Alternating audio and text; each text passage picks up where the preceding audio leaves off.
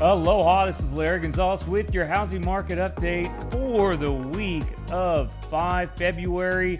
Man, I hope y'all had a great weekend. Got Super Bowl weekend coming up. Lots of good going on. Let's get right into it. But before I go, let's like, comment, or subscribe to my YouTube channel. Put this information out every week, and I love educating others. So, hey, where are we at with the big three? Prices? I'm gonna go over those with you, but prices are coming down, and you might think the sky was falling, but let me tell you, they are not. Inventory, well, it's been down, but expect it to go back up and start going up as we head into the spring season.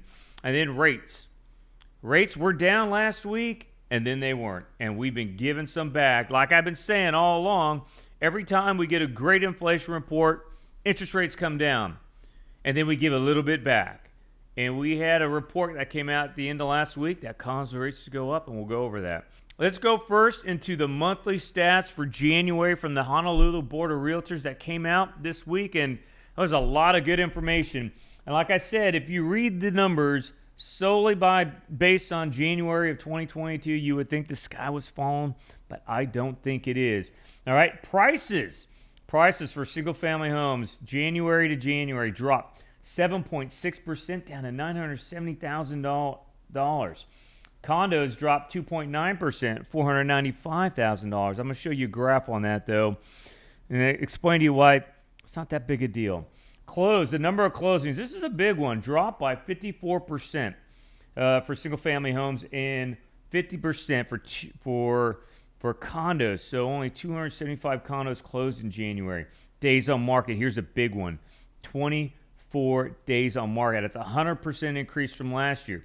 But let's also remember that interest rates are a full 2.5 points higher now than they were in January of last year. So that's kind of expected, but that's a pretty big jump. Now, where should we be? We'll get into that. I'll show you that in a little bit too. Historically speaking, where we should be and where we are, we're still not where we should be. So kind of looking around, new listings, we declined 16.3% for single-family homes and 21% decline for condos. We had the largest decline in sales for homes. Guess it, over $1.5 million. Because, hey, when rates are higher, at $1.5 million mortgage is a lot higher too. So we had a bigger decline there, a bigger decline in listings. The largest increase in listings was from the $700,000 to the just under $1 million range. And that makes sense because those, even at elevated rates, those are still affordable for many buyers. Condo inventory, all right, you look at the numbers, it looks like they're rising too. And so let's go down, let's get into some of the charts. I love the monthly stats report from HBR because I like charts, because charts can tell you a better story than just the numbers by themselves. So one of the things that I saw, months supply of active inventory, 2%. Before COVID, that number was really about 3 to 3.5 months of inventory. We're not quite there, though we have gone up. Last year, January, we were at 0.8 months of inventory. And in a balanced market, you're looking, 4 to 6. It truly becomes a seller's market when you're at 6 months of inventory, but I don't know if we'll ever be there. Let's go into the first graph. The first graph is closed sales. And one of the things you'll notice, a precipitous decline over the course of the last several months. Basically, as soon as interest rates got above 4% into the 5s, you start seeing a huge decrease. You can look on the chart, a huge decrease in the number of closed sales. And at some point, that even became more exponential when rates got higher, because not only were people not buying homes, but people were not putting them on the market. And that's what you see as you look at the numbers here. So number of closed sales down for two reasons. One, lack of inventory, and two, high interest rates. The next graph is median sales price. I want to look at the graph on the left side, or the table on the left side. $970,000. The last time the median sales price for single-family homes was 970,000 was in between April and May of 2021, so about a year and a half. All right, we've stayed pretty high since then. But if you look at condo sales, we're kind of close to where we've been all along. Not that big a drop overall, and where are we going to be in the future? That's a big question. We'll get into that a little bit. But median sales price, it's dropped. But that's just because really of high interest rates. Once we get rid of high interest rates, we're going to start seeing those median sales prices come back up again. We'll go over that in just a minute. Let's look at median days on market. All right, again, median days on market. There's a home in my neighborhood that's been on the market for 147 days. I think it's going into escrow. All right, because why? Because the value is still in the home and sellers are giving seller credits to help the buyers get a lower interest rate out the gate. Before COVID, days on market was between 30 and 35. If you look all the way to the left on the graph, 30 to 35 days. Right, we're now at 24 days for both single-family homes and condos. They're going up. Will they stay up? I think they're going to stay up for another couple months, but at some point they're going to level out and maybe start coming back down. Not a bad thing, but what this shows is, hey, due to the high rates, people haven't been pulling the trigger, and there hasn't been a lot of inventory. Again, those two things I go back to, I will keep going back to. All right, this new listings. You take a look at this chart. Hey, should you be surprised that listings go down in December and then go back up in January? No, because everybody's busy doing Christmas stuff during Christmas, and they don't put their house on the market. So they wait until after the new year, and every year you look at 2020, 2021 December, December 2022, you see a dip. And then the following month, you see an increase, and then either steady out or depending on where the rates are at, you see the numbers continue to go up. In December 2021, you look, we had 3 months, January, February, March, 3 months of really solid sales. That's when rates were still in the 2s and 3s. It wasn't until we got into the May time frame where interest rates started to go up higher into the 5s, ultimately into the 5s, and then into the 7s by October. But new listings up. That's good. What that shows is inventory is starting to pick up. So I've already shown you prices are coming down. Inventory's down, but coming up. All right, overall it's down. Obviously the closed sales, 150 single-family homes in January, super low. Lowest, really, if you look on that chart, lowest in forever, really. So what about rates? Rates have been kind of a driving factor. Well, we had rates were coming down. We actually got, for conventional, down into the 5% range, or below 6%, I should say, last week. But then on Friday, the Bureau of Labor and Statistics jobs report came out, and it was a shocker.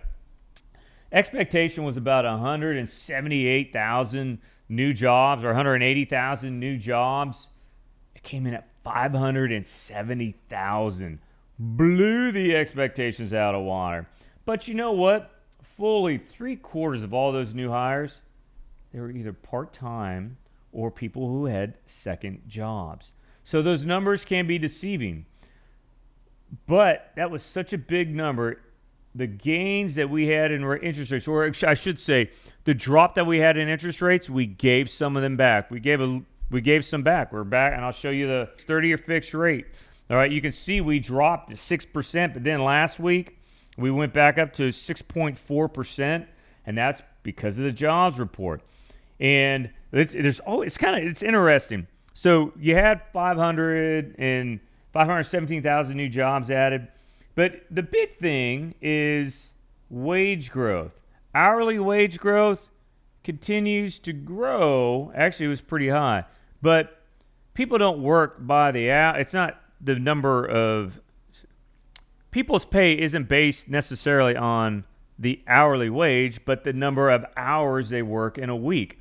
And that number actually was just a little bit down. Wage growth, it increased by 1.27% in January and 4.7% year over year. but that is a drop from the 3.1% year-over-year wage growth, weekly wage growth for the month of December. So not as bad as it seems. Again, and I think we have a lot of people who are getting laid off, and those numbers aren't necessarily reflective of the report. I think if we get another housing market report, I think if we get another jobs report from the BLS that shows a huge number of job gains, then maybe the Fed has something to worry about, and maybe the Fed will come back and hit us with some more rate hikes. They've already said they're going to get us up to 5% or over 5%. We're at between 4.5% and 4.75% right now. And here's the other thing, and I was watching the State of the Union last night, and President Biden was talking about we have the lowest unemployment rate in 53 years. Why does that number stick in my head? Because that was when I was born in 1969. Yes, just aged myself right there. But you know what? We have inflation. We're at 5% inflation, 3.4% unemployment. Right before COVID, guess what? We were at 3.5% unemployment, which was at the time the lowest since 1969. I remember because I was reporting this on my housing market update even then. But you know where inflation was? It was below 2%. It was below 2%. So unemployment, while the Fed wants unemployment up, that's not the big issue. I think the bigger issue is wage growth. We need to slow down the wage growth. We just don't have enough people. We just don't have enough people to fill all the jobs that are out there. 10 million jobs, 3.4% unemployment. We just don't have enough people. The key is we got to slow down wage growth. And the Fed I think is going to fix on that. And let's get into kind of the cascading effect. The jobs report comes out on Friday. And then on Monday, we get our friends across the pond, the European Central Bank and the Bank of England. They basically said, hey, we need to do more. They are concerned that our Fed is going to continue to jack up the Fed funds rate. And they are already behind the power curve. And they're worried because, hey, let's face it, the United States of America, we lead the global economy. And if our inflation is high, rest assured it's high across the pond and through the rest of the world, especially in Europe. So they were kind of worried in there, basically what they were saying in their reaction to that jobs report on Monday. But then Fed Chair Powell spoke on Tuesday. And got to hand it to him. Pretty cool. He's basically saying, hey, you know what? If we have to raise the Fed funds rate, we'll raise the Fed funds rate. But we're going to base the decision on the data. The data is future jobs reports. The data is future inflation reports. Our next big inflation report comes out next week, the Consumer Price Index. But the big thing he said was he acknowledged that the disinflationary process has begun. So he knows that inflation is coming down, but he can't make his decision or base the decision, the Fed's decision, based on one report or even two reports. But it has to be successive reports that show an overall decline in inflation. Again, that's what they're looking to do. They got to get inflation down to 2%. He doesn't think they'll get there by the end of this year. He thinks it'll be at least a 2-year process to get back down to 2%. I hope it doesn't take 2 years, but it might, especially if we keep spending money as a government like we are.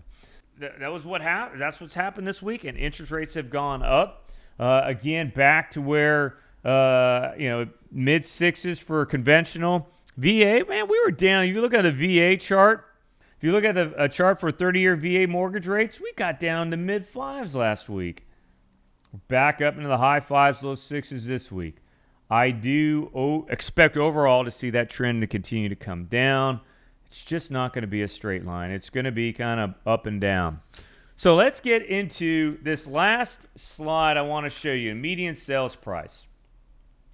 And let's talk about what does this all mean for you, the home buyer. Well, let's look at it as if this was the S&P 500. Do you buy stocks when they're at the highest? Or do you invest when they dip, when the stocks dip? This is a big stock you're buying. This is a house. Do you want to buy it at its highest or do you want to buy it on a dip? Knowing that overall, look at this chart. From 1987, the median sales price of a single-family home was $200,000. All right, let's look at what year were you born, Austin? 2000. 2000, the median sales price of a single-family home in Oahu was about $300,000. How old are you now, Austin? 23 years old. 23 years later, the median sales price of a home in January was $970,000. We've peaked at just at 1.15. Do you think buying a home is a good idea, Austin? Now, if it was a good idea back when you were born, right? And by the way, this is Austin's last day as our videographer. Breaks my heart. He's going off to pursue other things in his life. And Austin, just right now, thank you very much, brother. It's been awesome working with you. I can't wait to see what you're going to do. You started working with us when you were what, 19? 20 years old, man, and now you're 23. But let's go back to real quick. Do you invest in stocks when they're at their peak or when they have a dip or when they drop? All right, you can see right now the median sales prices drop. So the question is, well, do I wait? Well, you could wait, or you could buy now, because if you wait too long, remember what's happening right now? Inventory's going up and rates are going up. That said, we are still historically low for inventory. Our inventory is never going to go up to where we need it for all the demand. So you look at inventory starting to go up, rates are starting to come down, and what else are we going to add to the mix? Demand. It is going to go up. I see it already. This is for the third week in a row that mortgage applications increased. Yeah, you know what? This is a dip. Now's the time to buy. All right, look at it like the stock market. I'm always showing you the single family, pointing to the single family home, but condo prices, they're pretty steady. This might be as big as dip as we get. Maybe they go down in February a little bit. Maybe in March, but maybe they won't, especially with the number of buyers coming into the market, and they are coming into the market. That's about all I have for you this week.